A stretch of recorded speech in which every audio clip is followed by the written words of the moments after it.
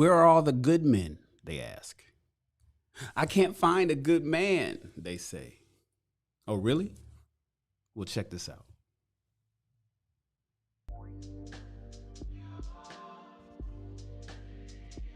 Good men exist. The only reason why a whole bunch of women are not finding them is because good men do not go to clubs. They do not go to bars. They do not go where there is going to be chaos. Good men stay at home, where they know they have some peace and quiet. Because good men value their peace. Good men also keep their circle of friends small because they can tell the difference between a good person and a bad person. If they associate with a bad person, then they're not a good person now, are they? Good men value the friendships that they have, and they value what they believe in. So good men are not going to be surrounding themselves with bad people because that would ruin their peace. They would prefer to be with a small group of friends who have the same values as them, who value peace. A lot of good men also stay at home with their wives and children because they value families. A lot of good men also go to church because they know that that's where their values lie. Because they know that church is what makes them a good man. So if you want to know where all the good men are, they're sticking to themselves because they value their peace and quiet. What do you think of that video? Where are all the good men at? They've been saying that for years. I've been hearing that all my life. Where are all the good men? And I'll be looking at all the good men and be like, what are you talking about? We right here. Do they pay attention to the good men? To the women that say, where are all the good men? Do you pay attention to the good men? Boring men. Boring men versus fun men. What up, Uncle Stu? My man Uncle Stu is in the house. Bless the channel with a $5 super chat. Let me make Uncle Stu the stream sponsor. I don't know why me and Uncle Stu can't seem to get it together so we can do the show over on his channel. It's probably my fault. It's probably my fault, right, Uncle Stu? Uncle Stu, they want to know where all the good men at.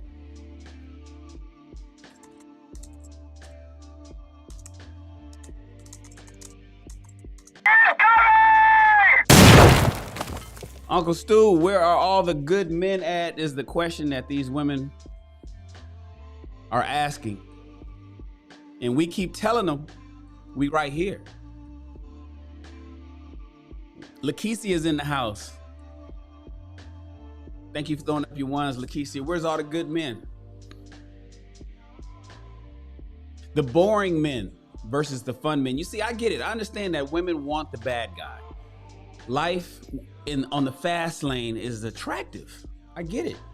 But how long is that going to last? And is that going to take you through a lifetime? You see, the boring guy, ladies, is going to allow you to have a nice, steady, comfortable life when all that beauty fades, when shit gets locked down during the next pandemic.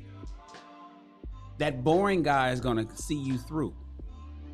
He's going to make sure that you have a cushion to fall upon when times get hard. But you keep chasing the bad guys, ladies. Lakeisha says she'll take a boring man. That's what she says. Is it true though? See, I hear what women say. I hear what they say, but the reality is what? 54%. It used to be 52. Now it's 54% of men, black men in the black community are single and childless.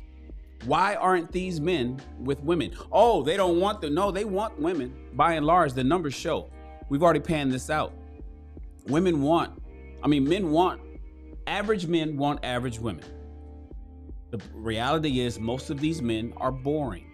They're the good guys. They're the guys that women cannot see because they have on tunnel vision. They got blinders on, you guys. They can only see what they want physically. Average looks doesn't do it. The non-select guy versus the select guy. And we all know the archetype. We know the select guy. We know what he looks like. Is what she's saying true on this video? Ladies, are you passing him by? What about that guy that lives down the hall in your apartment building? He compliments you. He speaks to you every time he sees you. He holds the door for you. You know he has a job, but you won't give him an opportunity. Not at all. Because he's too boring, or maybe he's a little overweight, or maybe he's not 6 foot tall. What about the guy that works in the cubicle 3 cubicles down from yours at the job, right? You're in marketing and he's in shipping.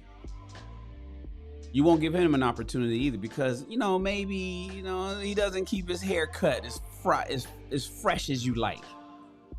He's a little corny, so you don't want to give him an opportunity. Instead, you want that bad guy, right? I talk about the standards versus the preferences that women have. A lot of women like to clump that list all into one when it should be a separate list, standards versus preferences. And women are choosing men based on their preferences, not realizing preferences don't last for a long time. Those things change over time, and not selecting men based on their standards and their standards alone. Because if you selected men based on your standards and not necessarily your changeable preferences, a lot of you would be doing a lot better, and these men would not be invisible to you, right? Did you watch the video? Of this girl? Is she keeping it 100? Is what she's saying true? The stay-at-home guys, do they go to the clubs? Are they at the club sitting in the VIP popping bottles? Is he corny or does he have swag? I know you want the swag, but maybe he's just a little too corny so you don't pay attention to him. He's in the friend zone, right? He's the guy that always tells the truth. And who wants the truth, right, ladies? Telling the truth is boring. Telling the truth, a man telling a woman the truth, the whole truth, and nothing but the truth is what women say they want, but they know it's boring. Oftentimes, young ladies, especially ladies in their 20s, want that guy, the bad boy, the liar. She's chasing after the dude who doesn't give a damn about telling her the truth. The guy that tells her the truth, he's just a friend. All things being equal, women chase the bad guys. There's a study. You can find this if you guys get the book of Obsidian, the ladies edition, the red book. He speaks on this in this book in a chapter on a study that was done where all things being equal, height. Let's say you got two guys, ladies. A guy that's 6 foot 1 inches tall. He's over 6 feet. Let's say these two men are both 6 foot 1. Both of these men each make $110,000 a year. They both make $110,000 a year in their respective careers. All right. Both of them have straight teeth. Both of them are physically fit.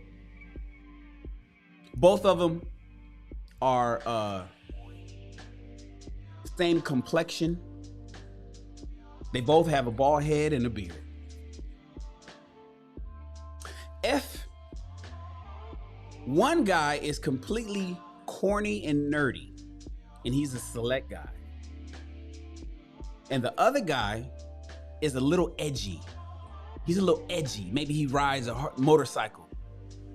Maybe he parties a little bit. He drinks a little bit more. Maybe he goes out, he travels a little bit more than the corny guy. The study shows that women, all things being equal, chooses the bad boy. The guy that potentially may lie on her. The guy that would treat her wrong. For whatever reason, women are attracted to the bad boy when all things are being equal. All things are equal.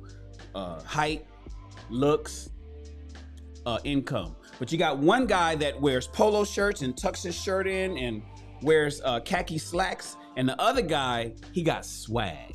He dresses up a little bit flyer, maybe a little, he gives other women a little bit more attention. Women tend to go to him before she goes to the good guy. Women want the bad guy, all things being equal, and that's crazy to me. You would rather have a guy who will lie to you, manipulate you, and treat you bad than a guy who will treat you right, even though you say you want the guy that treats you right.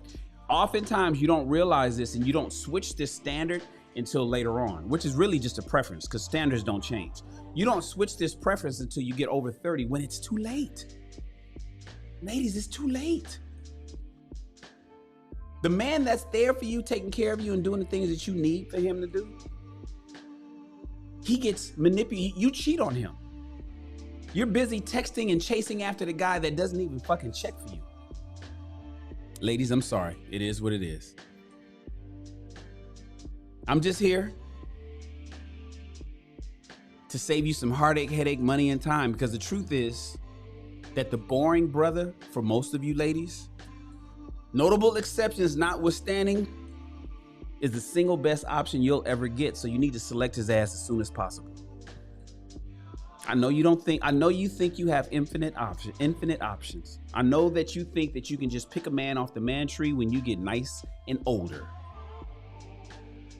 Select the bad guy and you'll have a bad life. Select the good guy, you'll have a good life. Everybody settle as soon as possible, ladies. Don't reach the danger zone to wake up.